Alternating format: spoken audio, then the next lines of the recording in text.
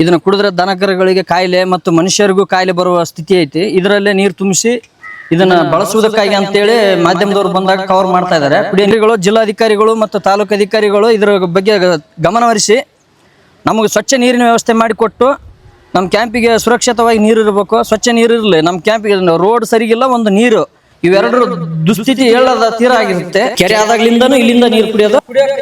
ನಮ್ಮ ಮನೆಗಳಿಗೆ ನಳ ಇಲ್ಲ, ನಾವು ಇದನ್ನ ಬಳಸೋದು ಮತ್ತೆ ಕುಡಿಯೋದು.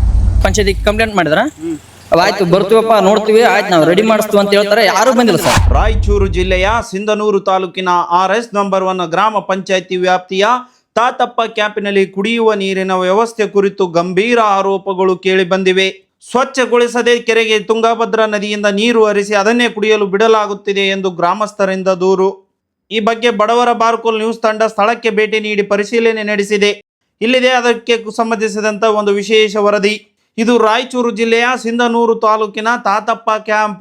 ಸರ್ಕಾರ ಪ್ರತಿಯೊಂದು ಗ್ರಾಮಕ್ಕೂ ಶುದ್ಧ ಕುಡಿಯುವ ನೀರು ತಲುಪಬೇಕು ಎಂದು ಕೋಟ್ಯಾಂತರ ರೂಪಾಯಿ ವೆಚ್ಚ ಮಾಡುತ್ತಿದೆ.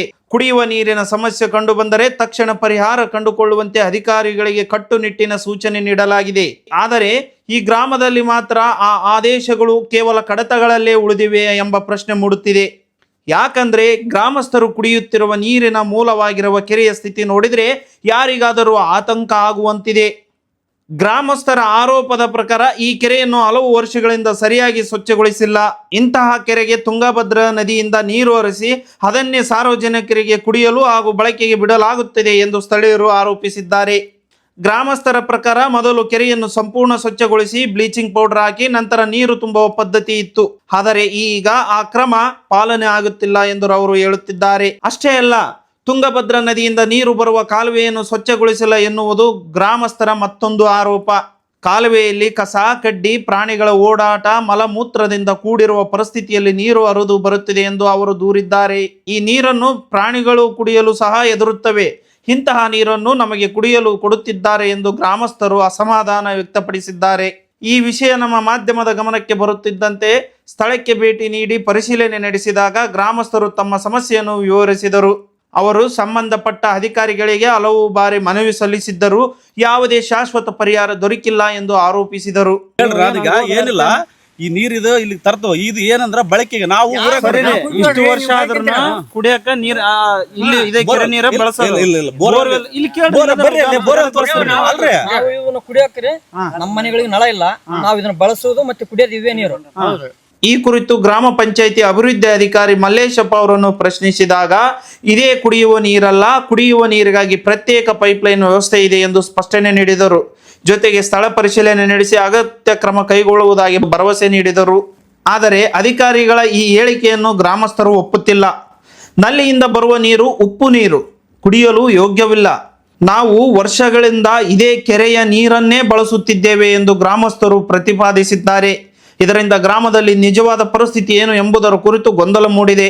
ಇದನ್ನು ಸಂಬಂಧಪಟ್ಟ ಇಲಾಖೆಗಳು ಸ್ಥಳಕ್ಕೆ ಭೇಟಿ ನೀಡಿ ವೈಜ್ಞಾನಿಕವಾಗಿ ಪರಿಶೀಲಿಸಿ ಕುಡಿಯುವ ನೀರಿನ ಗುಣಮಟ್ಟ ಪರೀಕ್ಷಿಸಿ ಅಗತ್ಯ ಕ್ರಮ ಕೈಗೊಳ್ಳುವುದು ಅಗತ್ಯವಾಗಿದೆ. ಕೆರೆ ಆದಾಗ್ಲಿಂದನೂ ಇಲ್ಲಿಂದ ನೀರು ಕುಡಿಯೋದು ಮತ್ತೆ ಇದೇ ನೀರನ್ನ ಅವರು ಬಳಸೋದು.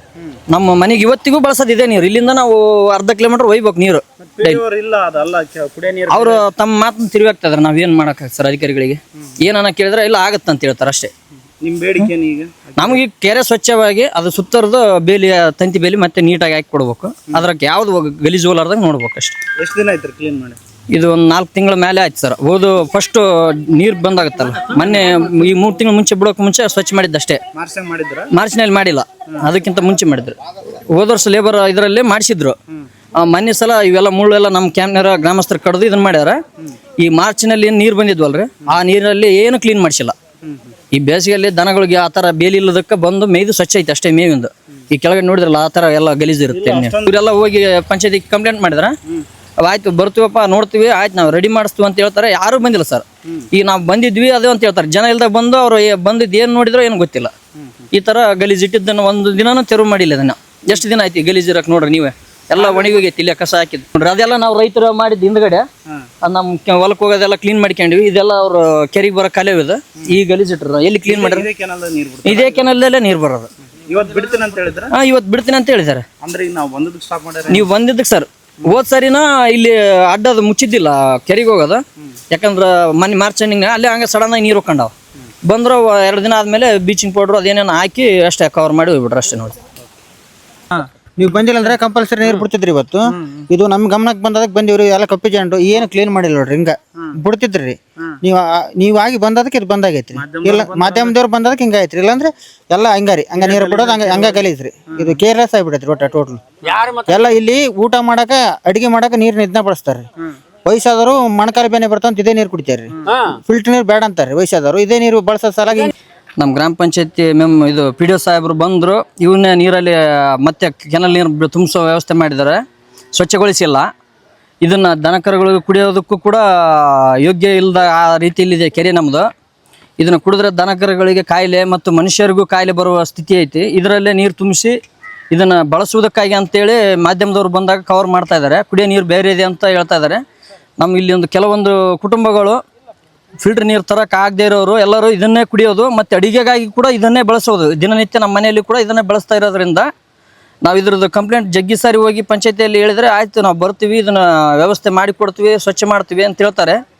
ಯಾರೂ ಬಂದು ಇದನ್ನು ಕೇಳ್ತಾ ಇಲ್ಲ. ಇವಾಗ ತಾವು ಮಾಡಿದ್ದೇ ಆ ದುರಾಡಳಿತ ಥರ ಆಗಿಬಿಟ್ಟಿದೆ. ತಾತಪ್ಪ ಕ್ಯಾಂಪಿನಲ್ಲಿ ಕೇಳಿ ಬಂದಿರುವ ಈ ಆರೋಪಗಳು ಸಾರ್ವಜನಿಕರ ಆರೋಗ್ಯಕ್ಕೆ ಸಂಬಂಧಿಸಿದ ಗಂಭೀರ ವಿಷಯವಾಗಿದೆ. ಹೀಗಾಗಿ ಸಂಬಂಧಪಟ್ಟ ಮೇಲಾಧಿಕಾರಿಗಳು ಸ್ಥಳಕ್ಕೆ ಭೇಟಿ ನೀಡಿ ವಾಸ್ತವ ಸ್ಥಿತಿಯನ್ನು ಪರಿಶೀಲಿಸಿ ಕುಡಿಯುವ ನೀರಿನ ಗುಣಮಟ್ಟ ಪರೀಕ್ಷಿಸಿ ಅಗತ್ಯ ಕ್ರಮ ಕೈಗೊಳ್ಳುವರೆ ಎಂಬುದನ್ನು ಕಾದು ನೋಡಬೇಕಾಗಿದೆ.